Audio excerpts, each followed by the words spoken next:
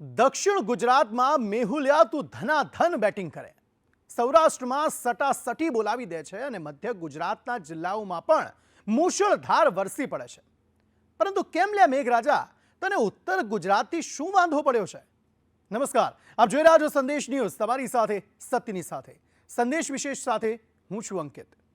બસ મેઘરાજાને આ જ સવાલો ઉત્તર ગુજરાતની જનતા પૂછતી હશે, કારણ કે બધે શ્રીકાર વર્ષા જોવા મળી હતી, પરંતુ ઉત્તર ગુજરાતમાં તો તે સમ ખાવા પૂરતો જ વરસતો હતો. ત્યારે ઉત્તરની જનતાના રિસામણા દૂર કરવા આખરે તે વાજતે ગાજતે આવ્યો, એવો વરસ્યો કે ધડબડાટી બોલાવી દીધી. ત્યારે ઓળઘોળ થઈને વરસી પડેલા મેઘરાજા હવે જનતાને કહી રહ્યા છે કે લ્યા, મને તો કોઈ વાંધો નથી, તમે જોઈ લો, તમારી તૈયારી છે ને મારી મહેમાનગતિ કરવાની. જી તમે આવ્યા, પણ બહુ મોડા આવ્યા. બધે વરસ્યા પણ અમને કેમ ભૂલ્યા? ભલે વાંધો નહીં, મોડા તો મોડા, ભલે પધાર્યા. આખરે ઉત્તરમાં વરસ્યા, ધમધોકાર વરસ્યા. પાણી ભરાવાની સમસ્યા તો વેઠે છૂટકો નથી. તારી જરૂર છે તાતી, એટલે મહેર બનીને વરસ. હાશ, મેહુલિયાના મેહોણા દેખાયું જ ખરું, નહીં તો જ્યારે આવો ત્યારે હાથ તાળી આપીને જતો રહેતો. પણ ભલું થયું આ નગરપાલિકાના તંત્રનું. પાપ તેઓના અને સજા હારું અમાર ભોગવવાની. તમાર કારણે તો બહુ હેરાન થયા લ્યા. 3.25 ઇંચ વરસાદમાં મેહોણા તો ખસ્તા હાલ થઈ ગયું. આ તંત્રના કારણે ભાઈ મેહોણાનું તો નાક કપાઈ ગયું. આખા જિલ્લામાં બસ પાણી પાણી થઈ ગયું. રસ્તા પર પાણી જોઈને મનમાં વિચાર આવે કે ગાડી મેલીને બોટ લઈ લઉં. કેમ કે આવા પાણીમાં જો ગાડી કાઢું તો કે માર માલિક જરા દયા કરજો, લે તમને રોજ હાચવ્યા, આજ તમે અમન હાચવો. જો આવા પાણીમાં તમે મન લઈ જાઓ તો મારું તો આઈ જ બન્યું સમજો. અમન તો તાત્કાલિક એમ્બ્યુલન્સ નહીં મળે. મોડી રાત્રે અને વહેલી સવારે એવો ધોધમાર વરસ્યો કે આખો મહેસાણા જિલ્લો જળમગ્ન થઈ ગયો. મેહોણા વાસીઓના તો બાપ હાલ બેહાલ કરી દીધા આ વરસાદે. પણ વરસાદનો આમાં શું વાંક? આ નગરોળ તંત્રને પહેલા ના સૂઝ્યું કે વરસાદ વરસે એ પહેલા ભરાયેલા પાણીના નિકાલ માટેની સરખી વ્યવસ્થા કરે.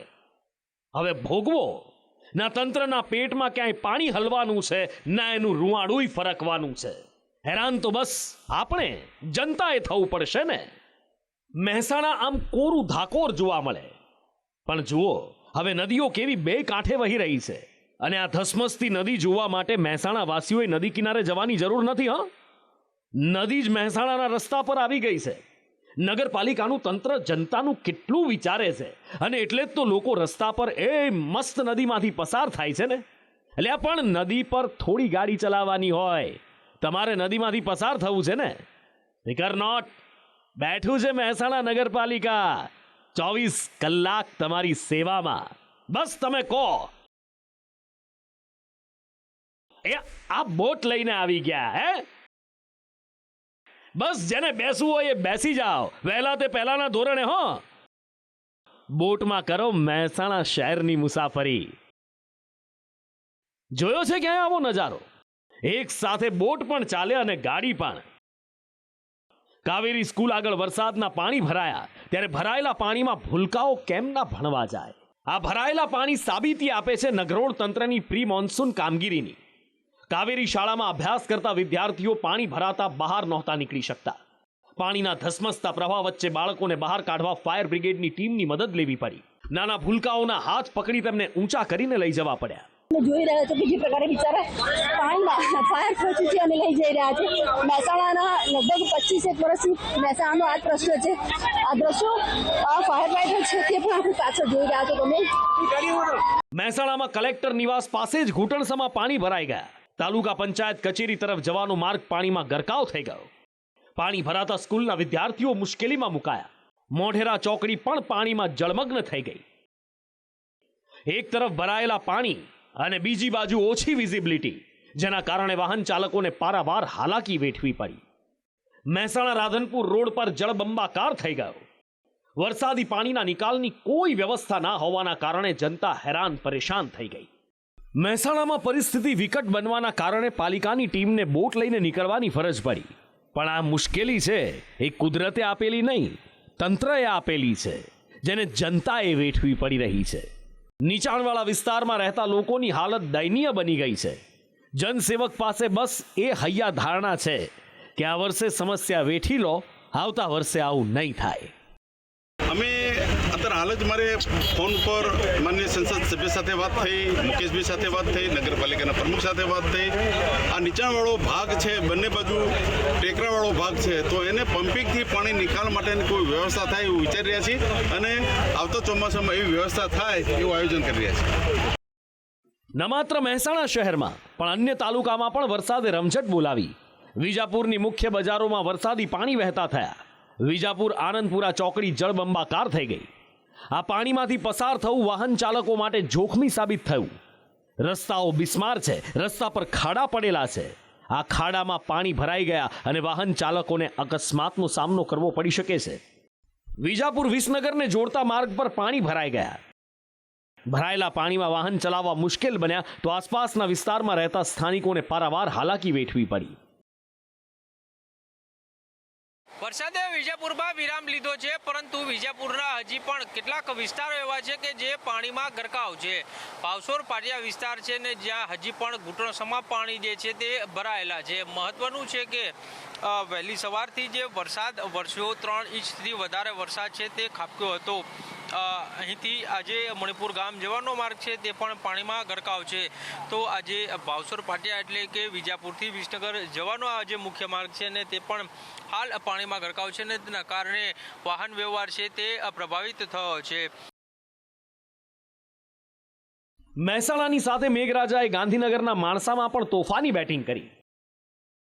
માણસા તાલુકાના સમો ગામમાં વરસાદના કારણે ઠેર ઠેર પાણી ભરાયા. ગામમાં જ્યાં નજર ફેરવો ત્યાં પાણી જ પાણી હતું. વરસાદના પાણી શાળા, પંચાયત, લોકોના ઘરની અંદર ફરી વળ્યા. અહીંયા પાણી કાઢવા માટે જેસીબીની મદદ લેવી પડી. દિવાલો તોડી અને પાણીનો નિકાલ કરવામાં આવ્યો. 4 ઇંચ વરસાદમાં જ માણસા જળબંબાકાર થઈ ગયું. સવારથી માણસા તાલુકામાં જે 3 ઇંચ જેટલો જે વરસાદ પડી રહ્યો છે એને લીધે માણસા તાલુકાના સમૂહ ગામમાં પાણી ભરેલા જોવા મળી રહ્યા છે. કારણ કે જે તળાવ છે, તળાવની અંદર પાણી ખૂબ જ જોવા મળી રહ્યું છે. અત્યારે લોકો ટ્રેક્ટર દ્વારા મુસાફરી કરી રહ્યા હોય એવું જોવા મળી રહ્યું છે. ગામની અંદર ગમે તે બાજુ તમે જુઓ તો ત્યાં પાણી જોવા મળી રહ્યું છે. સમો ગામમાં તળાવ છે અને દર વર્ષે તળાવના પાણી વરસાદ પછી ગામમાં ફરી વળે છે. દર વર્ષે લોકો આ જ મુશ્કેલી, આ જ હાલાકી અને આ જ મુસીબત વેઠે છે, પણ તંત્ર છે કે એમાં કંઈ કરવા માંગતું નથી. અમારા ઘરમાં 3-4 લાખનું તો નુકસાન છે. બધી વસ્તુ બગડી જઈએ પાણીમાં અંદર. અને કઈ રીતે ખાવા પીવાનું રાખો, કાયમ માટે કેવો સ્થળાંતર અમારે કરવાનું? અમારા ગામમાં પાણી ભરાણી વારંવાર રજૂઆત કરી, એનો કોઈ નિકાલ થતો નહીં. મારી પણ 4 દિવસથી આ પરિસ્થિતિ છે. એ દિવસની પેલા જોઈને આવી ગયા, કોઈ નિકાલ આગળનો થાય એવું કાયમી નિકાલ થાય અમારે જોવો. આશરે ગામમાં કેટલું નુકસાન હશે, કેટલા ઘરોમાં પાણી હશે? આ ગામમાં 25-30 ઘરોમાં પાણી છે, હાલ 30 ઘરોમાં. તો આ પાણી નિકાલ માટે શું વ્યવસ્થા થાય તો દર દિવસમાં પાણી ના ભરાય ગામમાં? અહીંયાથી કેનાલમાં પાઇપલાઇન નંખાઈ જાય, સમૂહ ગામમાંથી તળાવમાંથી કેનાલમાં નંખાઈ જાય ને તો પાણી નિકાલ થાય એવું. સાબરકાંઠામાં રાહતનો વરસાદ વરસ્યો. સમગ્ર જિલ્લામાં સાર્વત્રિક વરસાદ વરસ્યો. પોશીનામાં મુખ્ય બજારમાંથી પાણી વહેતા થયા. ખેડબ્રહ્મા, પ્રાંતિજ, પોશીનામાં 2 ઇંચથી વધારે વરસાદ પડ્યો, પણ પાણી ભરાવાના કારણે લોકોની મુસીબતો વધી ગઈ. નેશનલ હાઈવે નંબર 8 ભારે વરસાદ બાદ પાણીમાં ગરકાવ થઈ ગયો. હિંમતનગર સહકારી જીન પાસે હાઈવે પર પાણી ફરી વળ્યા. ઈડરને પણ મેઘરાજાએ ધમરોળી નાખ્યું. સ્ટેટ હાઈવે પર પાણી ભરાતા રસ્તો બંધ કરવો પડ્યો. ભારે વરસાદના કારણે ડેભોલ નદીએ રૌદ્ર સ્વરૂપ ધારણ કર્યું. ડેભોલના પાણી રહેણાંક વિસ્તારમાં ફરી વળ્યા. મંદિરની અંદર વરસાદના પાણી ઘૂસ્યા. ભારે વરસાદના કારણે જિલ્લાની નદીઓમાં નવા નીર આવ્યા છે. ચોરીવાડ પાસે ગૌવાવ નદી 2 કાંઠે વહેવા લાગી. ચોરીવાડ પ્રતાપગઢ કંપાને જોડતા માર્ગમાં પાણી ફરી વળ્યા. તલોદ તાલુકાના જસાજીના મુવાડામાં વરસાદના ભરાયેલા પાણીએ વિનાશ વેર્યો. 10 દિવસ બાદ પણ પાણી ઓસર્યા નથી. લોકોની ઘરવખરીનો સામાન પલળી ગયો. અનાજ પલળી જતા સ્થાનિકોની હાલત દયનીય બની છે. ના મારા બધું પાણી ખાવા પીવાની બહુ તકલીફ પડે. આજે 10 તારીખે અમે ઊંઘતા નહીં, કશું નહીં. પછી ન પાણી બહુ જ ભરાઈ ગયું અમારા ઘર મેં પાણી ભરાઈ ગયું ન દોના ઘઉં બહુ બધું પલળી ગયું અમારે તો 10 દિવસથી વરસાદના કારણથી અમારું પાણી કન ભરાઈ ગયું છે અમારા ભાઈઓને હાવી ગંભીર હાલત થઈ ગઈ છે રહેવાની સગવડ નથી અને અમારા ખાવાના પીવાના અનાજ બધું ડૂબી ગયું છે ડૂબમજી છે અરવલ્લીમાં પણ મેઘરાજાની તોફાની બેટિંગ જોવા મળી મોડાસાના ગ્રામ્ય પંથકમાં ધોધમાર વરસાદ વરસ્યો અડધો કલાકમાં અહીંયા 1.5 ઇંચ વરસી ગયો અને બધું જ પાણી કરી નાખ્યું મોડાસાના મુખ્ય માર્ગો પર પાણી ફરી વળ્યા ધનસુરામાં નવી શિણોલનું તળાવ ઓવરફ્લો થઈ ગયું એક તરફ ગુજરાતમાં વરસાદ રાહત બનીને વરસ્યો પણ મેઘરજ તાલુકાના કૃષ્ણપુર ગામમાં ખેતરોમાં પાણી ફરી વળતા ખેડૂતોના ઊભા પાકને નુકસાન થયું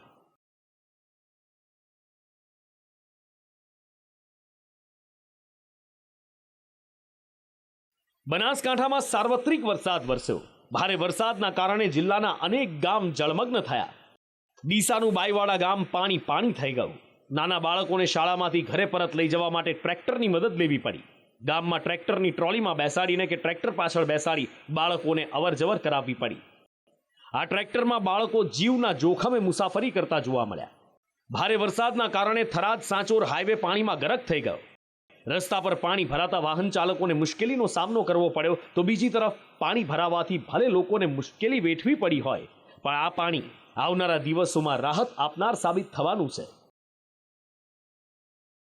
દાંતીવાડા ડેમમાં પાણીની આવક વધતા સિંચાઈ માટે જગતના તાતને ફાયદો થવાનું છે ભલે વરસાદના કારણે પાણી ભરાતા હોય હેરાનગતિ ભોગવવી પડતી હોય પણ એનો અર્થ એ નથી કે વરસાદની જરૂર નથી ચોમાસાની સિઝનમાં મેહુલિયો તો વરસવાનો જ અને કોઈ કંકોત્રી નહીં લખે કે હું આ તારીખે વરસીશ એટલે આખા ચોમાસામાં ફરજ નગરપાલિકા કે મહાનગરપાલિકા તંત્રની બને છે કે અગાઉથી યોગ્ય પ્રી મોન્સૂન કામગીરી કરવામાં આવે કારણ કે સારો વરસાદ પીવાના અને સિંચાઈ માટેના પાણી માટે અતિ આવશ્યક છે ગુજરાતની જીવાદોરી સમાન ધરોઈ ડેમમાં પાણીની આવક થઈ છે ધરોઈ ડેમમાં 11,167 ક્યુસેક પાણી આવ્યું છે અને ડેમમાં પાણીનો સંગ્રહ 62.79% પહોંચ્યો છે ઉત્તર ગુજરાતના જિલ્લાઓમાં મેઘરાજાએ તોફાની ઇનિંગ રમી મહેસાણામાં વરસાદ બાદ પાણી ભરાવાના કારણે વધારે મુશ્કેલ પરિસ્થિતિ થઈ પણ આ ભરાયેલા પાણી એ વાતની સાબિતી નથી કે વરસાદ ઘણો વરસ્યો છે અને હવે એની જરૂર નથી પાણી ભરાવવા એના માટે તંત્ર જવાબદાર છે કારણ કે મહેસાણામાં હજી પણ વરસાદની જરૂર છે સારો વરસાદ ન આવવાના કારણે ભૂગર્ભ જળ ઊંડા ઉતરી ગયા છે ન માત્ર મહેસાણા પણ ઉત્તર ગુજરાતના જળાશયોમાં પાણીના સ્તર ઘટ્યા છે